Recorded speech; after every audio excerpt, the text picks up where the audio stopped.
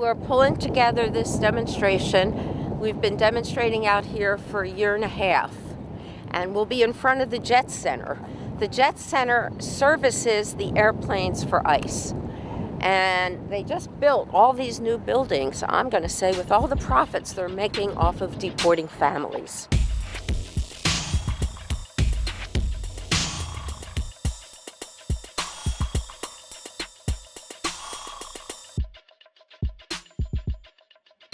This is our third time actually coming out to the airport in one of these protests.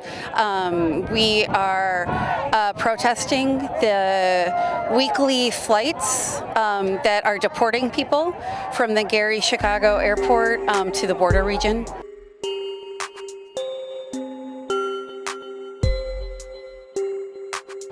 And this, we have had, I think, 8 or 9 protests out here. And we are determined to stop these deportations because we deport for all of Wisconsin, all of Illinois, all of Kentucky, and all of Indiana. So, right, we are a welcoming city. Our mayor went with a conference of mayors down to the border to protest family separation. Well, guess what? It happens here every week. And they won't give me the information, but as of April 2017, 19,501 people have been deported from this airport. By now, it is way up. And there's more buses, more deportations, and this airport is just about to become a customs center so they can do international.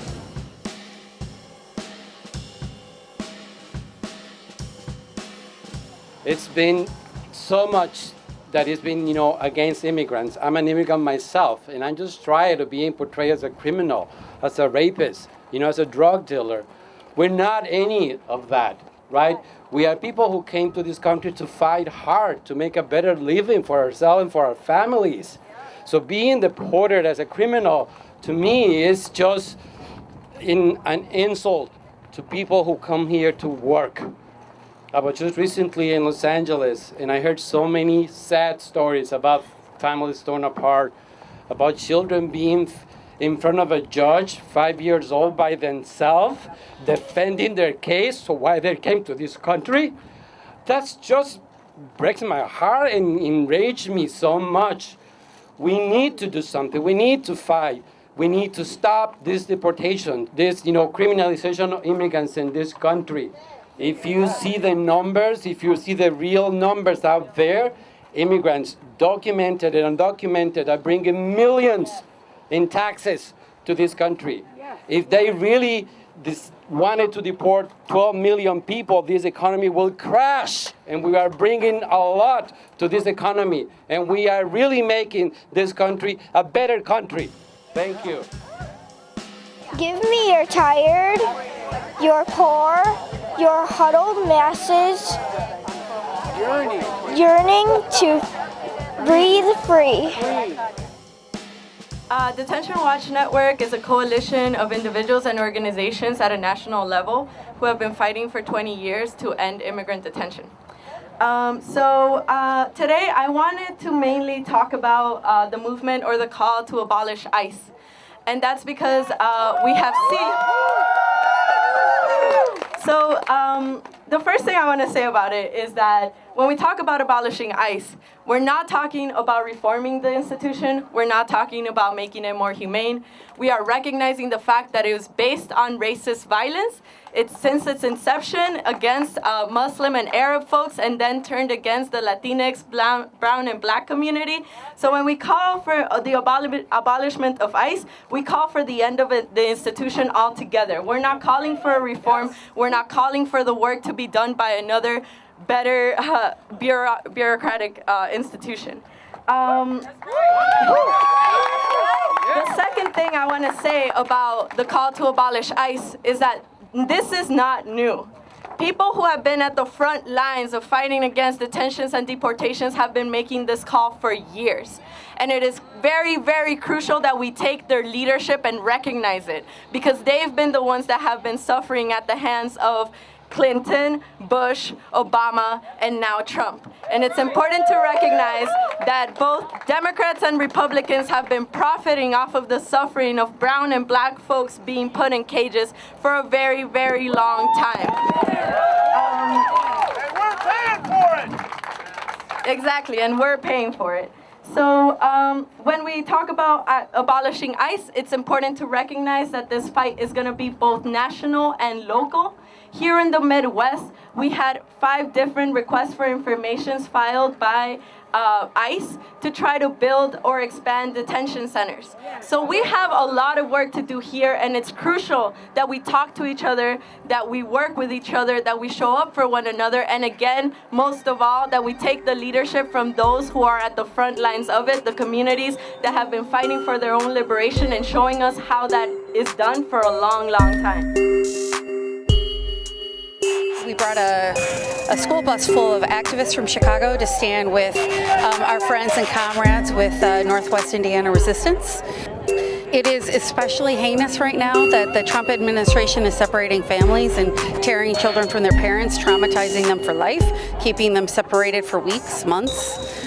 They have no plan, no methodology to ever reunite them, apparently no interest in it. And it's a horror that's happening on our watch, and it must stop. And combined with this new scrutiny, this fresh attention that Americans are paying to what's happening, activists that have been involved in the struggle for a long time are again calling on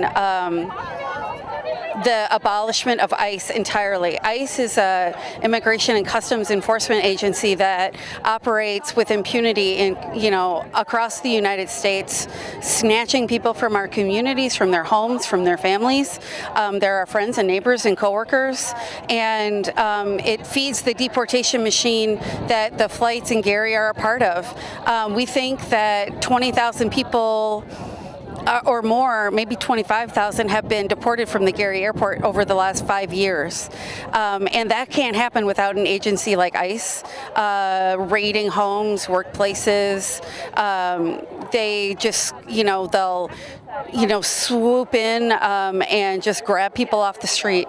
It's terrifying. It's like a Gestapo operating in our midst, and we need to abolish and end this police force. When do we want it? Now! What do we want? Abolish ICE! When do we want it?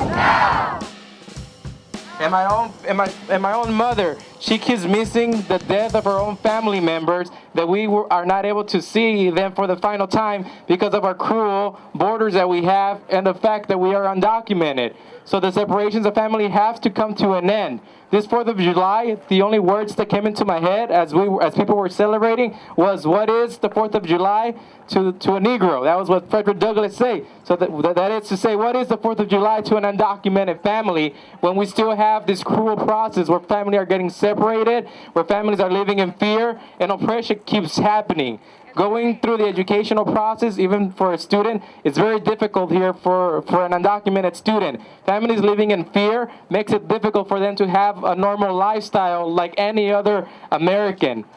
That's why we need to continue to push our legislators to push for the abolition of ICE and any other system that's causing this separation. And we need to do more by organizing and bringing our communities together so everybody can have a fair chance of happiness, the pursuit of happiness, and just live a comfortable lifestyle anywhere they are. Thank you.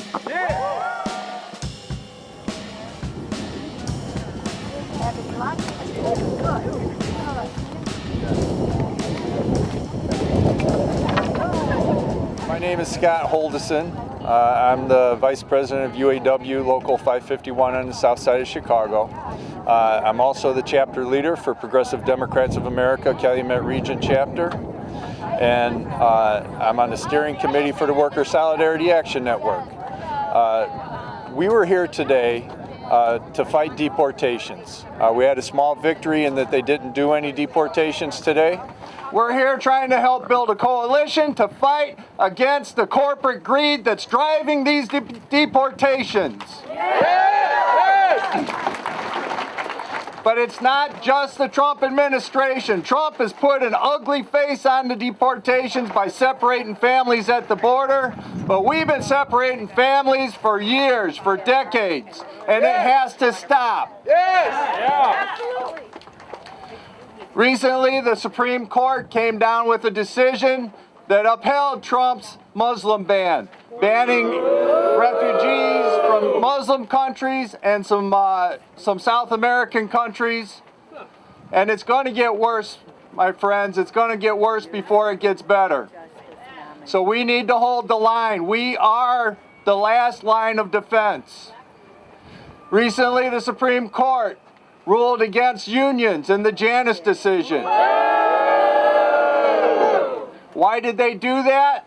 Because unions provide an organized resistance to corporate greed. By weakening unions, they hope to weaken the working class. And make no mistake, we're all the working class. Whether you're union, whether you're non-union, deportees, immigrants, refugees, you're the working class. We're here fighting corporate greed. But it's actions like this that give me hope. It gives me hope for a better future because this is the way that we fight back. In the 1950s and 60s, this is how the civil rights movement fought back. By putting our bodies on the line, by showing up for justice. In the 1930s and 40s, this is how the labor movement fought back against corporate greed.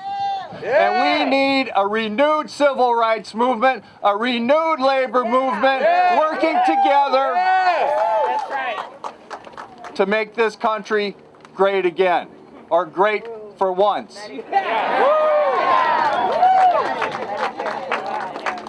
So I'm going to ask everybody, show up, show out, put your feet in the street, and let's continue this fight back. Thank you very much.